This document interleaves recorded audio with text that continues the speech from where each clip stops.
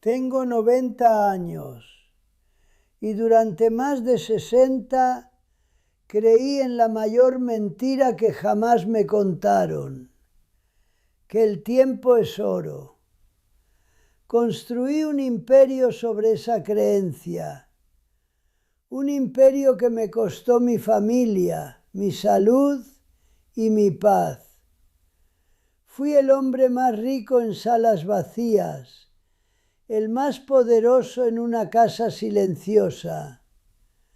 La sociedad te dirá que seas productivo, que optimices cada segundo. Es una trampa. La verdad contraintuitiva es esta: el tiempo no está hecho para ser gestionado, está hecho para ser vivido. Y la mayor señal de riqueza no es una agenda apretada, sino el lujo de poder perderlo con quien amas. No puedo comprar mi tiempo de vuelta, pero quizá pueda ahorrarte mi arrepentimiento. Así que, para un minuto, siéntate aquí conmigo. Escucha la historia de un hombre que lo tuvo todo, para que entiendas lo que de verdad importa. Si esta conversación tiene sentido para ti, suscríbete y comenta "Te escucho". Así te unirás a una comunidad de personas que han elegido dejar de contar los minutos para empezar a hacer que los minutos realmente cuenten. ¿Sabes? Durante más de 40 años creí que el día solo empezaba de verdad en el silencio. No el silencio de una casa dormida, sino el de aquella oficina. Llegar antes que nadie, no había trofeo que deseara más. Las luces aún apagadas, la ciudad despertando ahí fuera, y el único sonido era el zumbido grave de los ordenadores. Sentía el olor del café de ayer, recalentado en mi despacho. Para mí, ese era el olor de la ambición, de la victoria. Me decía a mí mismo que era un general llegando al campo de batalla antes que sus tropas. Un guerrero. Hoy sé la verdad. No era un guerrero, era un fantasma, atormentando mi propia vida, caminando por un mausoleo que yo mismo construí, ladrillo a ladrillo, informe a informe. Mi armadura era un traje caro, mi escudo una agenda abarrotada, y yo era invencible. Recuerdo un día, a media tarde, suena el teléfono de la oficina. Ese teléfono que solo sonaba para asuntos importantes. Era mi mujer. Al otro lado de la línea, un sonido lejano, voces cantando. ¡Cumpleaños feliz! Era el cumpleaños de mi hijo. 8, quizá 9 años.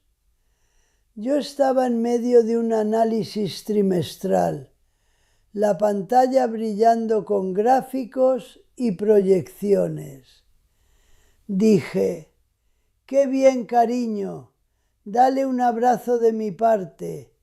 Papá está ocupado construyendo vuestro futuro».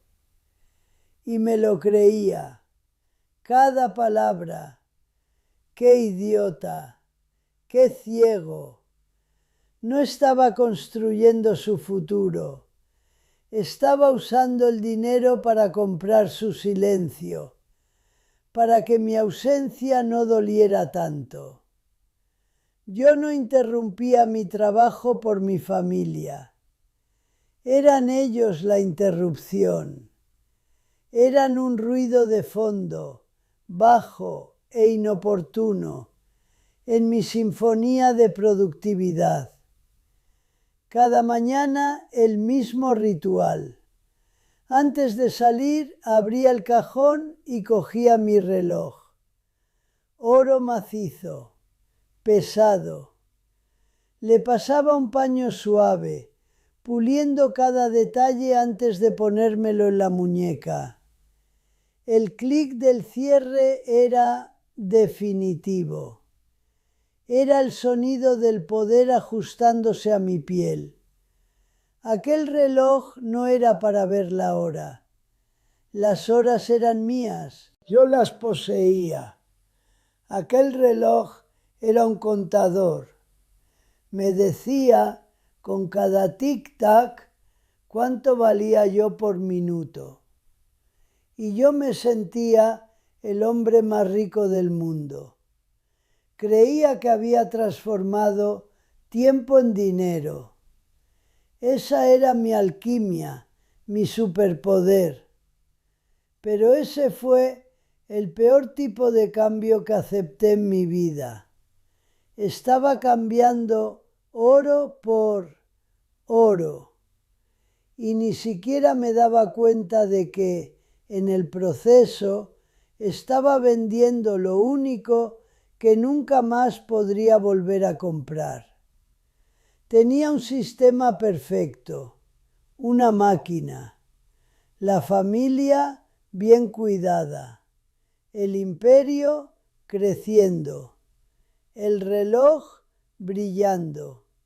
Todo funcionaba y nunca, ni por un segundo, me paré a pensar en qué ocurre cuando el mecanismo de una máquina, por muy perfecta que sea, simplemente se rompe. Y la máquina se rompió, no de golpe. Fue una quiebra lenta, silenciosa, que me negué a ver. El imperio crecía, pero mi mundo se encogía con cada nuevo contrato firmado. Se encogió hasta caber dentro de las 4 paredes de una oficina y después de un apartamento que parecía más una galería de arte que un hogar.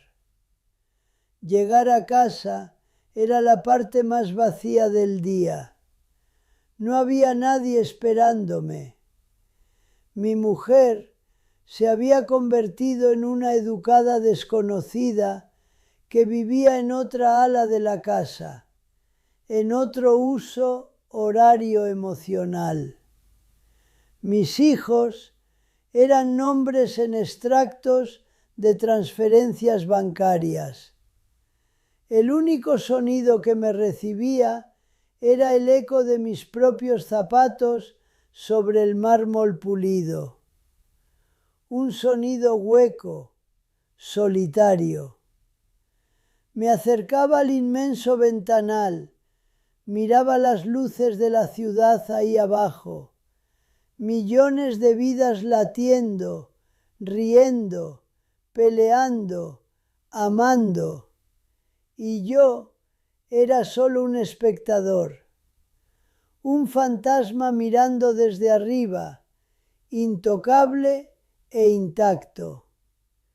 Había construido una fortaleza de éxito y me había encerrado dentro. El rey solitario de un reino de cosas inanimadas. El éxito tiene un precio, decía yo, pero nunca me paré a pensar que el precio era todo. Y entonces el cuerpo empezó a cobrar la deuda. La primera vez fue una punzada, aguda, justo en medio del pecho, durante una conferencia telefónica con Tokio. Contuve la respiración esperando que pasara. Mi voz falló por un segundo. Cansancio, me dije. Necesito más café. Las punzadas volvieron. A veces un mareo.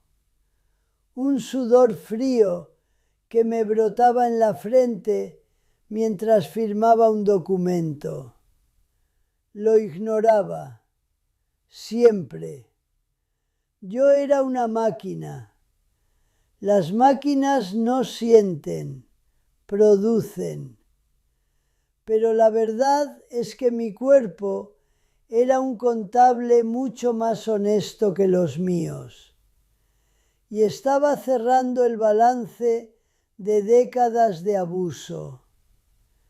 La cuenta final llegó un martes lluvioso. Estaba al teléfono, gritándole a alguien por un objetivo que no se había cumplido. Y entonces vino.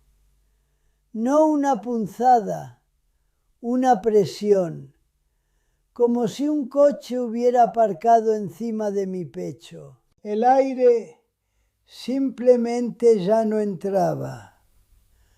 Un sabor a metal me invadió la boca. El teléfono se me cayó de la mano. El mundo empezó a dar vueltas, los colores a mezclarse. Lo último que recuerdo es el fuerte olor antiséptico y la cara de susto de mi secretaria. Desperté con un sonido, un pitido, rítmico, constante, indiferente. Abrí los ojos y la luz blanca del techo de un hospital casi me cegó. Había cables, tantos cables saliendo de mí, conectándome a aquella máquina que pitaba. Miré a un lado. En la mesilla de noche, junto a un vaso de agua y un plato de gelatina insípida, estaba él, mi reloj de oro, brillando bajo la luz fría. La ironía me aplastó con más fuerza que el infarto.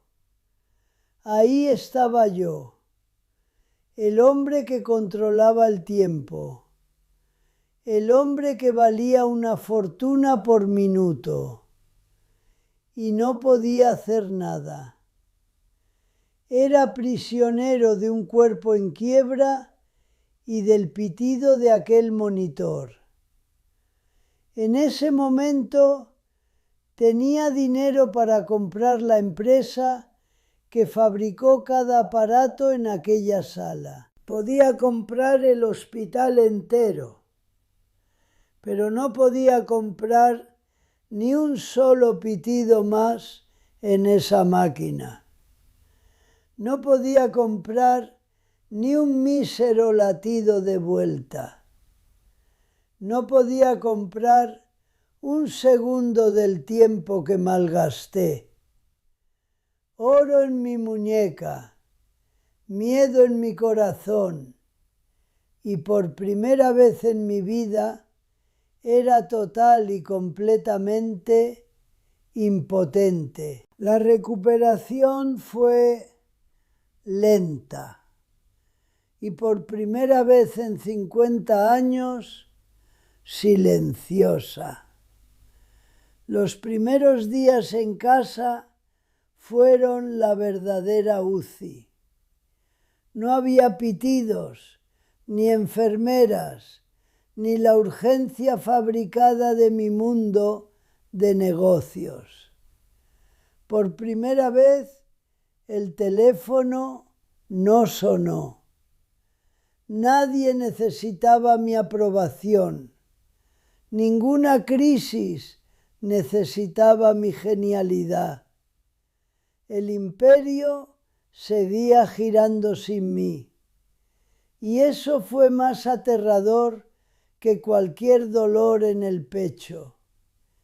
El silencio era tan absoluto, tan denso, que podía oír respirar a la casa. El zumbido bajo del frigorífico en la cocina, el crujido ocasional de la madera del suelo. Pasaba horas sentado en un sillón, mirando el polvo que danzaba en los rayos de sol que atravesaban el salón. Partículas doradas flotando, sin propósito, sin dirección. Y yo era una de ellas. Me di cuenta de que el ruido constante de mi vida, los teléfonos, las reuniones, los viajes, no era una señal de mi importancia. Era una droga, una anestesia que usaba para no sentir el vacío gigantesco que llevaba dentro. Y ahora el silencio era mi síndrome de abstinencia. Y la soledad, la deuda final, venía a cobrarse con intereses. La desesperación no gritaba, susurraba en el eco de aquella casa vacía. Y entonces, una tarde gris, apareció ella, mi nieta, la hija de mi hijo. Tendría unos 7 años, quizá. Apenas la conocía. Una foto en un escritorio, un regalo de cumpleaños enviado por correo. Entró en el salón despacio, como un animalito asustado. Mi mujer la trajo y nos dejó solos. No dijo nada, no pidió nada, no me miró con lástima. Simplemente se sentó en la alfombra, al lado de mi sillón, y empezó a jugar con un muñeco pequeño. Yo me quedé ahí, mirando por la ventana, sintiendo el peso de mi fracaso. Y ella se quedó ahí, en el suelo, en su propio mundo. Después de un tiempo, no sé cuánto, sentí un calor cerca de mi mano, que colgaba inerte al lado del sillón. Su manita no me tocó, solo la posó ahí, muy cerca, como ofreciendo una tregua. De su ropa venía un suave olor a galletas de chocolate. Y en ese silencio compartido, sin palabras, sin expectativas, sentí una conexión más profunda y real que cualquier apretón de manos que cerró un negocio de millones de dólares. La verdadera riqueza no se negocia en contratos ruidosos. Se ofrece gratis, en el silencio de una manita posada cerca de la tuya. Fue la primera vez en décadas que no me estaban evaluando. Simplemente estaba siendo. Y era suficiente. Cuando se fue, yo seguí ahí, quieto. Pero algo había cambiado. El silencio ya no daba miedo. Era un espacio para respirar. Me levanté despacio. Fui a mi cuarto. Miré el reloj de oro en la mesilla de noche, el símbolo de todo lo que había conquistado, el símbolo de todo lo que había perdido. Lo cogí. El metal estaba frío, pesado. Abrí el cierre y por última vez me quité ese peso de la muñeca. La piel de debajo estaba blanca, marcada, fría. Una pálida cicatriz de 60 años de presión. Abrí el cajón de la mesilla, un cajón lleno de cosas olvidadas, y lo metí dentro. El sonido del cajón al cerrarse fue suave, definitivo. En ese momento lo entendí. El tic-tac incesante de aquella máquina no era el sonido del progreso, era la cuenta atrás para mis arrepentimientos. El silencio en mi muñeca, ese, sí, era el verdadero sonido de la libertad. Así que me preguntas, ¿cuál es el atajo? Me pasé 90 años dando el rodeo más largo. Y ahora te digo, el atajo es dejar de buscar uno. La vida de verdad, la única que importa al final, no está en la cima de la montaña. Ocurre en el camino, en esos momentos que tu agenda odia, esos momentos que no puedes planificar, medir u optimizar.